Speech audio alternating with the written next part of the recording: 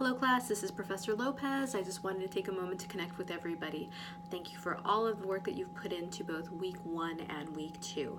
All of your assignments for week 1 have been graded, and I'm still in the process of finalizing your grades for week 2. For those of you that have reached out to me with concerns about AP style and journalism style, just wanted to take a moment to encourage you. This is a completely different style of writing from what you may be accustomed to in the world of academia. AP style or Associated Press style, journalism style writing is very different from how you approach a topic at the academic level. The way that you write in MLA or APA style is extremely different from what you would do if you were writing an article for a newspaper, a magazine, or even a social media type of website or blog. So I just wanted to take a moment to encourage you and let you know it's okay if you are not fully 100% grasping the concept of it. It is like learning a new language, and once you do get more familiar with it, it will become like second nature. It is important that you learn this style because it will provide a foundation for your future. Again, when I was a high school, or rather a college freshman, my news reporting class was my introduction to Associated Press style guide writing and journalism style writing. Did not have any journalism experience with APA writing, or rather AP, Associated Press writing, until that point, and there was a learning curve for me too. But in time I finally was able to grasp it, and it's been something that I have used throughout my career, whether it's in journalism or public relations. So just rest assured, once you learn this is something that will be very useful for you in your future careers, whatever that may be, whether it's marketing or communications or public relations, or even if you go into the field of teaching journalism or communications. Associated Press style will be something that you will always lean back on.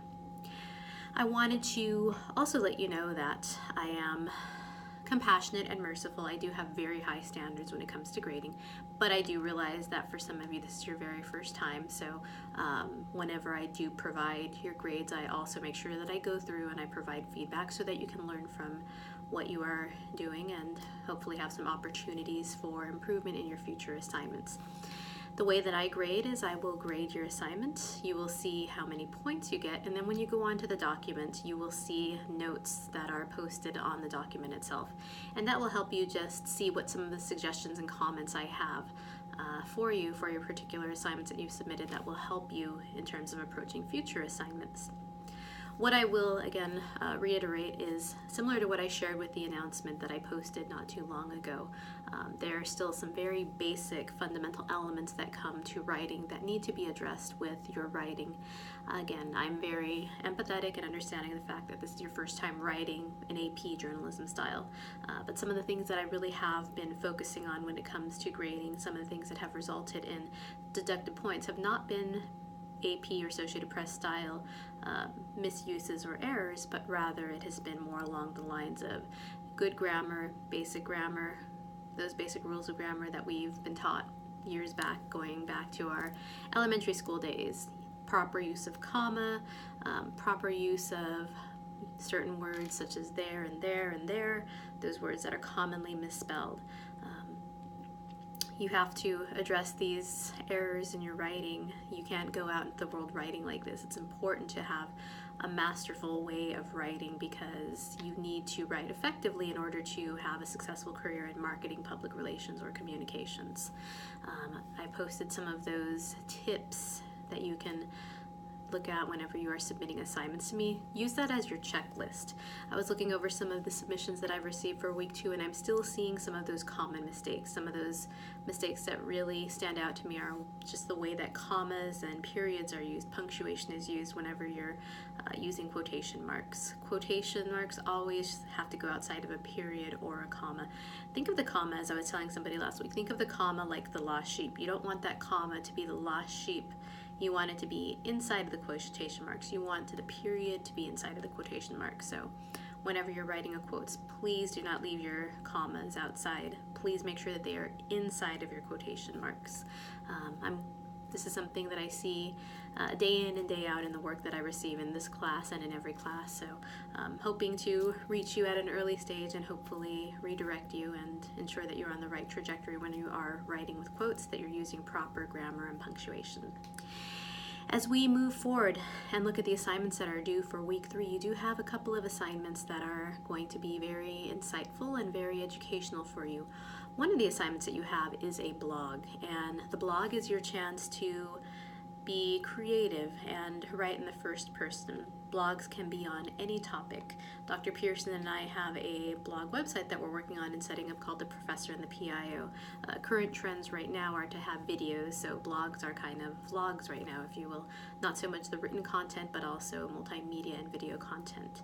For the purpose of the blog assignment in this particular course, you don't have to do a video, you can do a written blog. I'm not asking for too much, I'm only asking for a submission of 400 to 500 words, so that's not too long. And it can be on any topic that you like. If you love cars, you can write about cars. If you love dogs, if you love food, you can write about those things. Please write about something that you're passionate about and that you're interested in.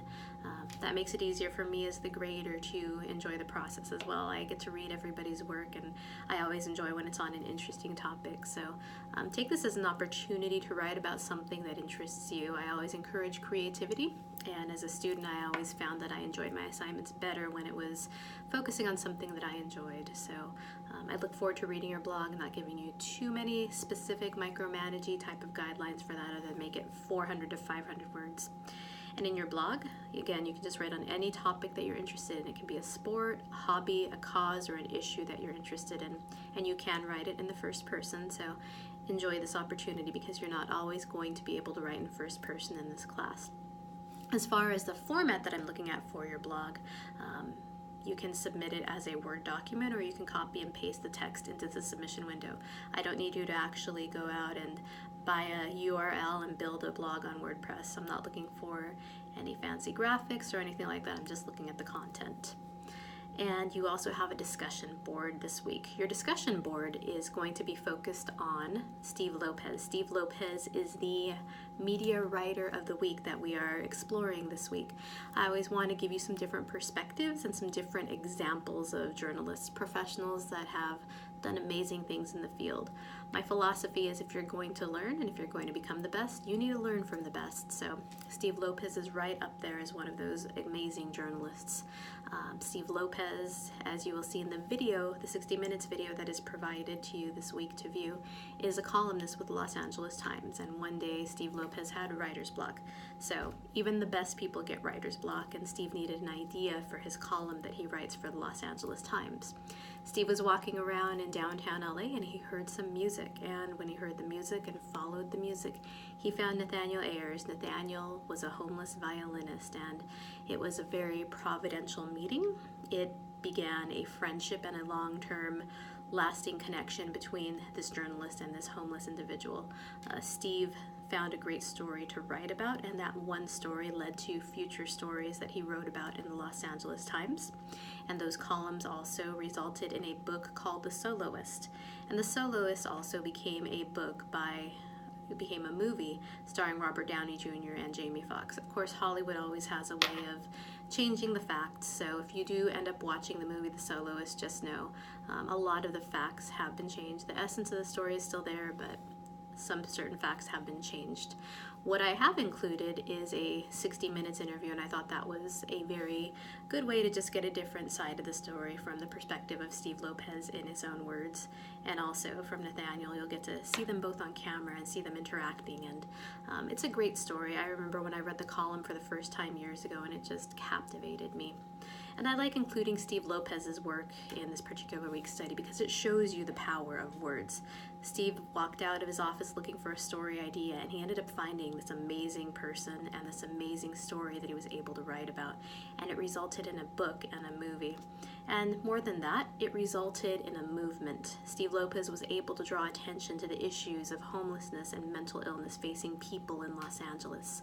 And Steve was able to draw attention and highlight the need for resources, and he was able to connect this individual and other individuals with resources that were able to get them off of the street and connect them with their loved ones and other people that were able to help them out and improve their quality of life.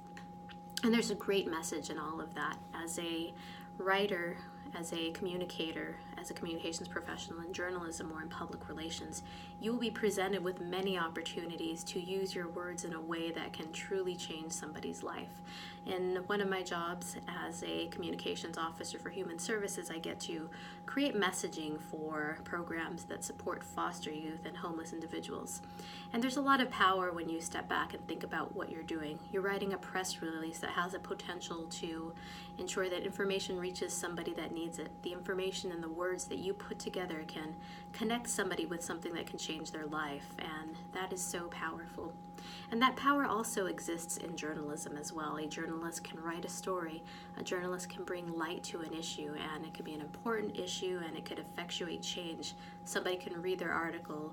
A mover and shaker or a political leader can read an article in a newspaper, and it can ignite something in them, and they can effectuate change. So never underestimate the power of your words. In this particular class, you will learn how to use different forms of writing in the media. We are, after all, writing for the mass media here, so take this opportunity just to see how these different individuals have used their words to effectuate change. Steve Lopez is a great example of how one column can change lives. In reading Steve Lopez's work, I'd like you to create a discussion board. Only has to be 300 to 400 words. And I would like you to describe your thoughts and reflections on the textbook chapter and Steve Lopez's LA Times article about Nathaniel Ayers. And as always, please read your course mate's work and respond to two of them with well-written responses. I've been seeing some very good responses from everybody, so sometimes in previous classes we don't see the level of support and engagement in terms of responding to discussion boards, but I've been seeing a tremendous response from this particular class, so thank you for not only reading each other's work, but providing positive and encouraging statements to one another. You are truly a class that is engaged and passionate, and I enjoy seeing that. Your third assignment this week is a written assignment. For that particular assignment, you will write a 500 to 600 word descriptive article. Let me go in there and change that in Blackboard because it says 500 to 600 pages. I don't think anybody feels like doing 500 to 600 pages this week, but it'll be a 500 to 600 word descriptive article on a place you'd have visited or an event you attended. And for this particular assignment, again, you have a very big canvas that you can use.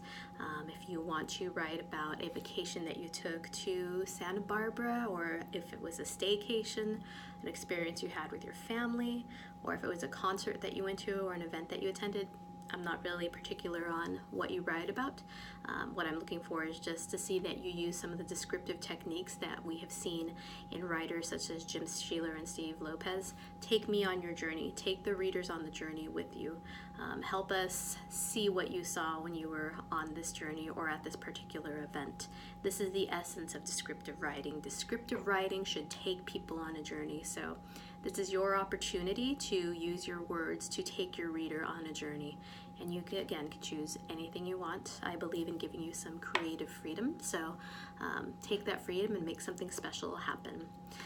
The one thing that I do advise you to use when you write this article, please use Associated Press style. You have to get used to this particular format of writing. Use quotes. Make sure that your quotes are outside of your periods and your quotation marks. Make sure that your quotation marks are on the outside of your commas and your periods. I grade for grammar. Grammar is the one thing that I do not grade on a curve, if you will. So make sure you have good grammar. Make sure you adhere to Associated Press style. Make sure that you write like a reporter. Make sure that you write in the third person. Another very important thing to do is make sure that you adhere to the word count. The word count for this particular assignment is 500 to 600 words. Rest assured, that's 500 to 600 words, not 500 to 600 pages. And it's important for you to adhere to the word count because when you are a writer writing in the professional arena, we all have words, we all have things that we're passionate about, but when you have a deadline, when you're writing for somebody else, when you are creating an assignment that you need to share with a publication, they are not going to have time to go through and trim down your 1,000 word narrative to 500 words. You only have a very small canvas to work with on some occasions. So you need to have your writing signed, sealed, delivered, and ready to go. And part of that means making sure that you adhere to the word counts. As a student, I had a lot to say, and I would always write very lengthy words, and I would always submit these amazingly long documents thinking, hey, this is good, I have gone above and beyond. It doesn't quite work that way when you're writing for the media, though. When you write really long for the media and they only have this much space to put your article, you need to give them this much space. Otherwise, this is going to cause a major challenge for your editing and production team. So what I'm trying to do here is just build that foundation into your writing and help you get at a point where you can write in a very concise manner. So that is all in terms of your assignments. Have fun. Please reach out to me if you have any questions. By all means, call me on my cell phone. I am available around the clock. If you text me, I will respond. During the week, I tend to respond to text messages quicker. On the weekends, I am at your beck and call, so please feel free to call me, email me, text me, whatever communication method works best for you. I will be available. I have gotten some communication from a number of you who would like to have a better understanding of Associated Press style and journalism style. I am completely available to meet or talk by phone if you would like to do so. If there is a group of you that is interested in meeting on campus and have an informal discussion about understanding Associated Press and journalism style, that is also an option. The challenge with that is when I put out a previous invitation, everybody wanted to meet at a different time, and then we had a group that was set to get together, and in the end only one person could make it. So in order for us to do that, in order for us to have a group meeting, we do need to have a group that can meet at a consistent time. I realize that's a challenge though, so I am available to meet on a one-on-one basis if anybody is wanting to have some extra help. Also, one thing that I want to share with you, if you have some challenges, California Baptist University does have some great resources for tutoring. However, if you go and get tutoring, you may not be getting tutoring from professional journalists or communications-based writers. You may be getting tutoring from the perspective of an academic in terms of MLA or APA style writing. I'm here. I am here for you. So if you have any questions, please reach out to me directly. I am here to answer all of your questions and make sure that you are on the right trajectory for completing your assignment. So please do not hesitate to reach out to me. I want to see you succeed, and I'm here to answer any questions that you have. For those of you that do not have my number readily available, you can reach me at 909-553-2898, and I am available again to answer any questions that you have about this assignment or about writing for the media in general or about internships or career advice. I have a lot of experience and I love helping our students reach to the next level. I have had the honor of having a couple of California Baptist University students as my interns, so now I get to see them out in the job market, applying for jobs and getting jobs. So I'm always available for my students, whether they are currently enrolled or whether they are previous students. So as always, please reach out to me. I am here for you, not just today, but in the future. Well, that is all for now. God bless, and have a wonderful next few days completing your assignments. Bye.